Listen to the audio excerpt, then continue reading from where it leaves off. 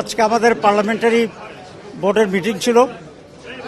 মিটিংয়ে সভাপতিত্ব করছেন আমিরে জামাত এবং সংসদের বিরোধী দলীয় নেতা ডাক্তার শফিকুর রহমান।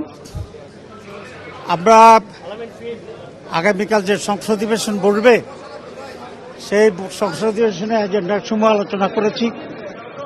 আমাদের এমপিদের ভূমিকা কি হওয়া উচিত সে ব্যাপারে কিছুটা দিক নির্দেশনা দেওয়া হয়েছে।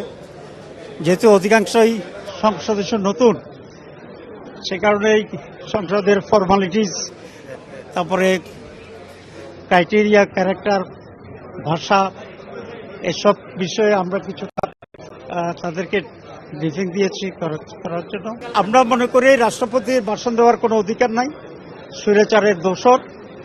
বিএনপি কেন যে তাকে দিয়ে সব ভাষণ দেওয়াচ্ছে এটা আমাদের কাছে পরিষ্কার নয়।